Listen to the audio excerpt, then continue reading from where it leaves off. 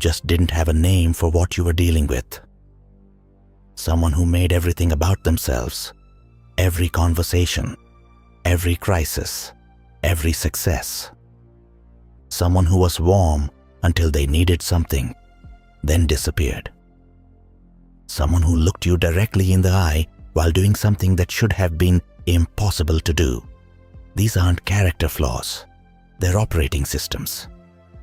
And they have a name, the dark triad. 3 distinct personality structures that share one defining feature: a functional absence of the mechanisms that stop most people from using others as instruments. Not monsters, not villains. People you work with, people you date, people you trust. 3 archetypes, 1 codex entry each. Let's begin. Archetype 1, the narcissist. Start with what everyone gets wrong. Narcissism is not confidence. It is not self-assurance. A confident person doesn't need you to confirm their worth. A narcissist does, constantly, urgently, and without end. The mechanism. The narcissist has constructed an image of themselves that is grandiose, exceptional, and fundamentally fragile. It requires continuous external validation to stay intact. Every interaction is structured around one question: does this confirm that I am extraordinary? When the answer is yes, they are warm, generous, charming. When the answer is no, when you challenge them, outperform them, fail to acknowledge them, the warmth disappears instantly. What replaces it is disproportionate rage, contempt, withdrawal, punishment. The reaction is not to you, it's to the threat you pose to the image. This is why narcissists are so disorienting to deal with. You're not in a relationship with a person. You're in a relationship with a narrative. And your role is to confirm it. You've been here. Someone in your life who was exceptional when things were good. Attentive, exciting, almost magnetic. But the moment you needed something from them, or the moment you stopped reflecting them back at themselves, something changed. Not gradually, instantly. And you couldn't understand why such a small thing produced such a large reaction. That wasn't a small thing to them. You had just failed the image. The detect. Watch what happens when you don't perform admiration. When you disagree instead of validate. When someone else in the room gets the attention. The reaction to those moments tells you everything. The person who can tolerate not being the center of gravity. That's not a narcissist. The person who cannot is. Before we move to the second archetype, the narcissist needs your admiration. The next one needs something different. They need your usefulness. And they're far more patient about getting it. Archetype 2, the Machiavellian. The Machiavellian doesn't want to be admired. They want to win. The mechanism. A cold, strategic, long-term approach to human interaction in which people are evaluated primarily as assets or liabilities.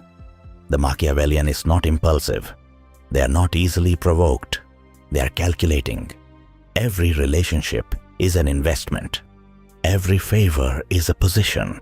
Every piece of information is leverage. What makes them difficult to detect is that they are often genuinely pleasant, but they remember things about you. They show up when it matters.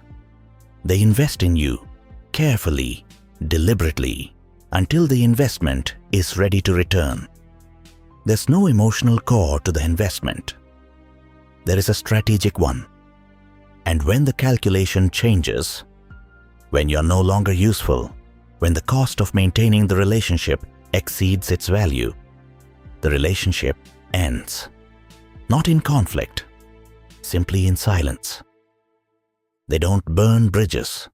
They quietly stop maintaining them. You've been here. someone who was present and attentive for a period of time, who seemed to genuinely care. And then one day, the contact stopped.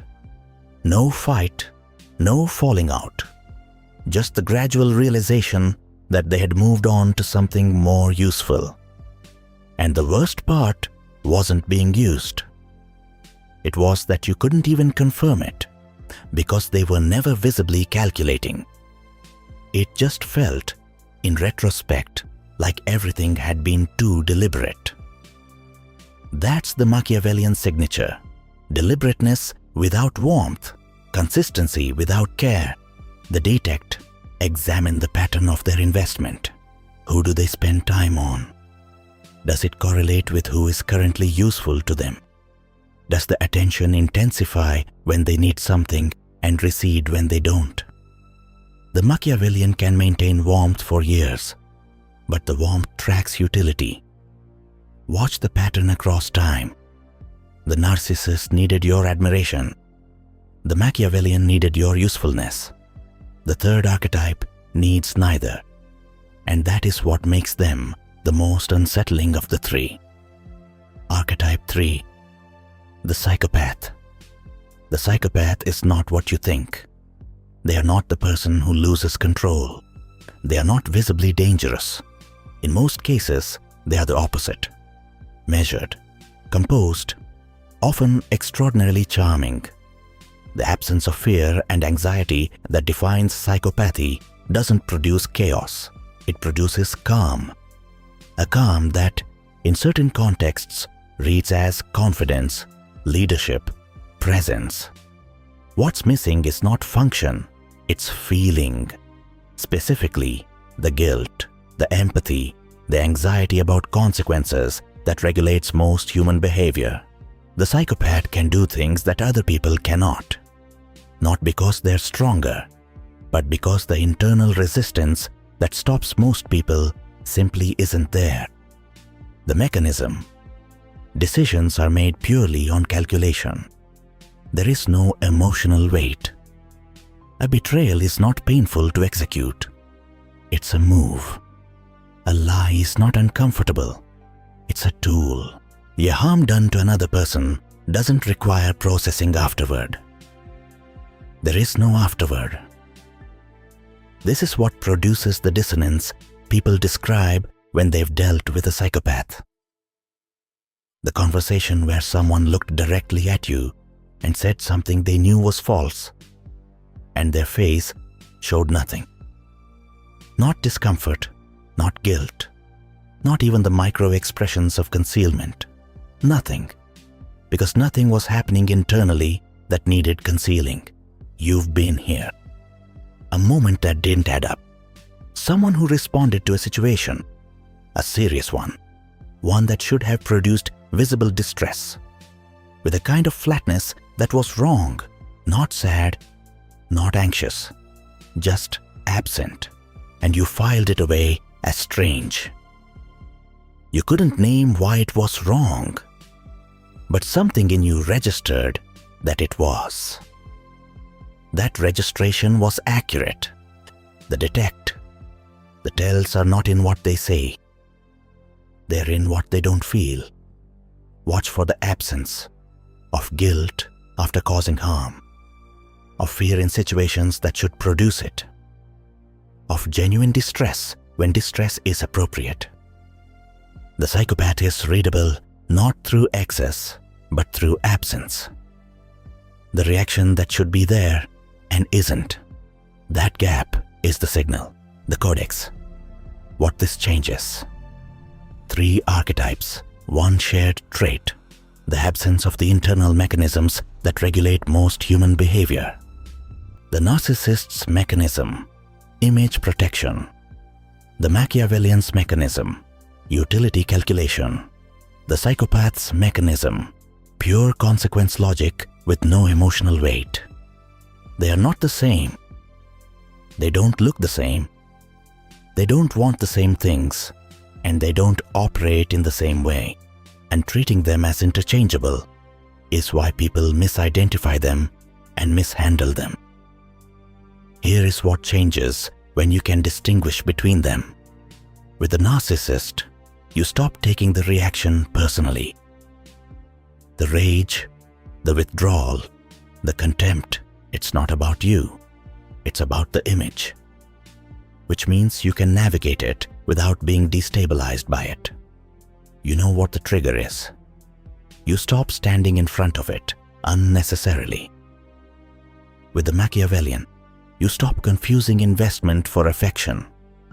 When you understand that deliberateness without warmth is a signature, you can receive the relationship for what it is: useful, possibly enjoyable, but not unconditional.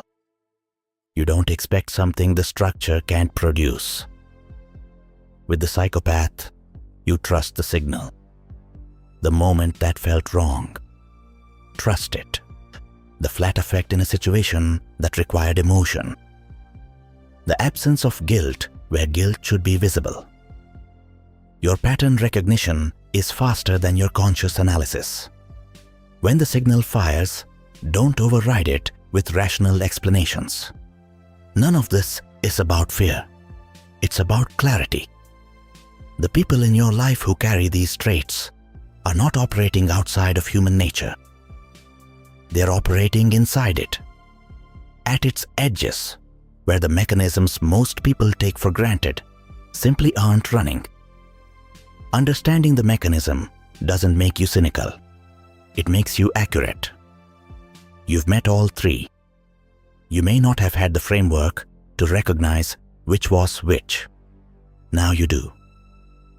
The narcissist who needed your reflection, the Machiavellian who needed your utility, the psychopath who needed nothing from you emotionally, and whose absence of need was the most unsettling thing about them. The dark triad isn't a diagnosis, it's a map. And a map is only useful if you're willing to look at the terrain accurately. Not as you wish it were, but as it is. That's the only skill that matters here. Accuracy.